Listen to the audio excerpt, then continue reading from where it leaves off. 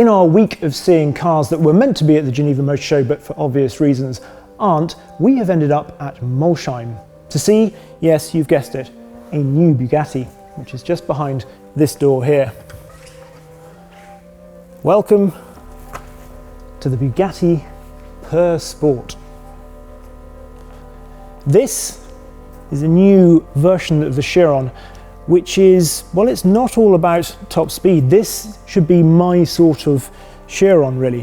When I came here about 18 months ago to drive a standard Chiron, I was really interested to see what that car was like in a good piece of road, in a sort of surroundings where you drive a sort of a more ordinary, conventional, less powerful sports car. And it was very good, actually. It was like a sort of a big, monstrous Audi R8, I suppose, in terms of the way that the four-wheel drive reacted, but there was real agility in there. This should be that turned up even more. It takes some inspiration from the Gran Turismo Vision concept that you might have seen it at motor shows in the past. Color scheme, agile blue, bleu agile. But it's also obviously two-tone, and the black bits lower down are meant to sort of blend it into the road, make it look even lower and more sleek. So let's get on to some of the details about this. The first big thing we should say is that the top speed has come down. So previously it was 420 kilometers an hour, so 261 miles an hour. Now this is down to 350 kilometers an hour as a top speed, which is a pretty big drop, really. That's 217 miles an hour in old money, which is obviously hardly slow, but slow for a Chiron or a Veyron, what we've come to expect from Bugatti. But the reasons for that are, well, they'll become apparent hopefully as we walk around the car, because it's allowed them to do all sorts of things. Let's start with the aerodynamics, because as we walk around the front here, we've obviously got that big opening here, extra vents in here, but this big splitter. That, if you go into the back, we'll see the big rear wing to match it up. But let's walk around to the suspension as well, because this is where things get, I think, really interesting. Also on the aerodynamics front, we've got the vents on top of the arches here, relieving pressure from within those arches. Actually, that's sort of what they're there for, to help with the downforce. These wheels, now, they are pretty special. They're magnesium, because that helps conduct the heat away from the brakes rather than being fully carbon. There are also on these ones the optional carbon parts, and it's a sort of turbofan effect, I suppose. So they suck the air out of there, which helps firstly in terms of obviously taking the heat away from the brakes, but also allows it to relieve pressure again from these arches. And they discovered it actually then attaches better down the side of the car, so it helps in the reduction of drag that way as well. They're lighter too, so all round these wheels save 16 kilos, which is obviously unsprung mass but also rotational mass. Overall the car weighs 50 kilos less. There's another 3 kilos saved in unsprung mass from the titanium backplates on the brakes in there, and also from the discs themselves. So that's a pretty big saving, actually, 19 kilos overall in unsprung mass. And that then is sort of reflected in the suspension, because this car is obviously, it's meant to be more agile, and they've changed the camber on this. So this is now running 2.5 degrees of negative camber. Now, at the risk of teaching my grandmother to suck eggs, negative camber, so it means the top of the wheel is further in than the bottom of the wheel. So that's the opposite to what you would actually see on, say, an old Bugatti Type 35, where it sits like that. The reason for doing that is because it helps the car turn into the corner. Obviously, if you're trying to get a maximum top speed, you want to really run zero camber, because that will create less drag. So by reducing top speed, not going for top speed, it's allowed them to add in the negative camber, make it more agile. You see how it all has a knock-on effect. The suspension in here, they've had to redesign the wishbones in order to run that camber. It's also got carbon anti-roll bars in there. We've also got stiffer springs, so 65% stiffer at the front, 33% stiffer at the rear, retuned dampers as well. Let's move down the side of the car a bit more. You can see this is actually, it's blue, it's not just blue and black, this is actually naked carbon fibre here as well.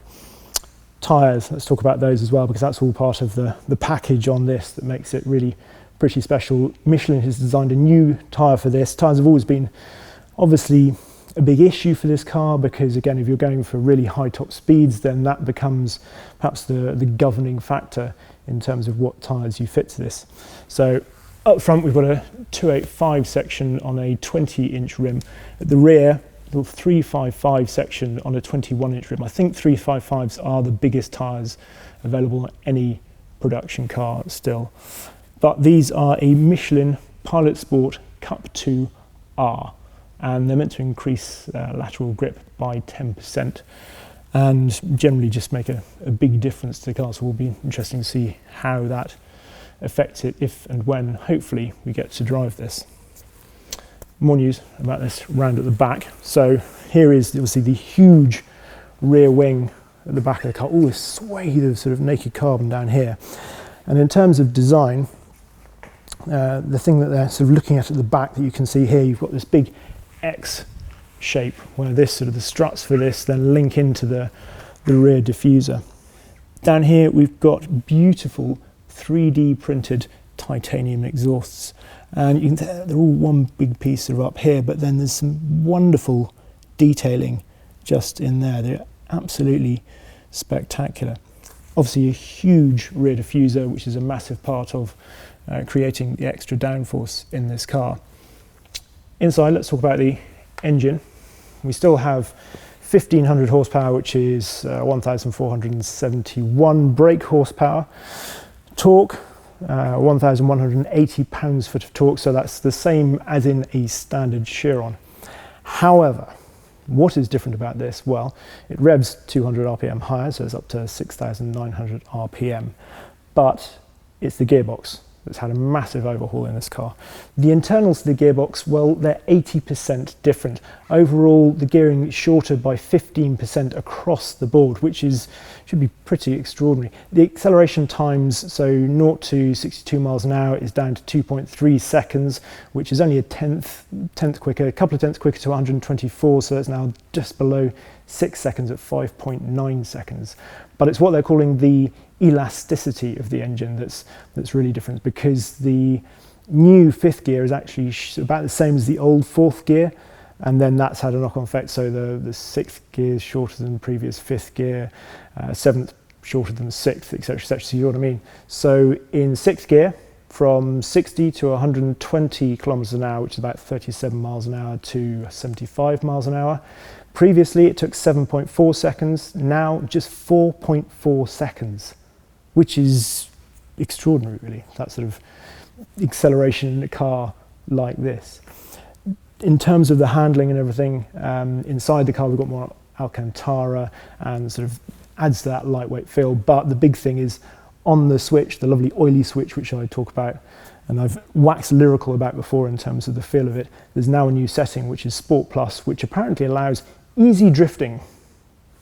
Quite how you drift a car that weighs 1,946 kilos with a W16 engine, I'm not quite sure, but it should be interesting trying to find out. I think overall, this car, you might ask, sort of, why do this to a Chiron, which its big party piece was all about the top speed? Why try and make it more agile, why try and make it into a sports car? Why make it something that perhaps you think it's not? Because actually trying to drive something like this with this sort of mass, this sort of engine, quickly down a good piece of road is incredibly engaging. Having tried to do it, it is, and done it, it's quite an experience. And the other thing is, obviously, by being able to shorten gearing, not go for that top speed, you have a car that is in certain situations even quicker. Not faster, but quicker. So there we are, the Chiron Pur Sport. A car that, well, I really hope I get to drive, because it's potentially is my sort of Chiron, as I said before. The price, 3 million euros plus taxes, and they're only going to build 60. So it should be a pretty rare thing, but potentially a pretty cool thing as well.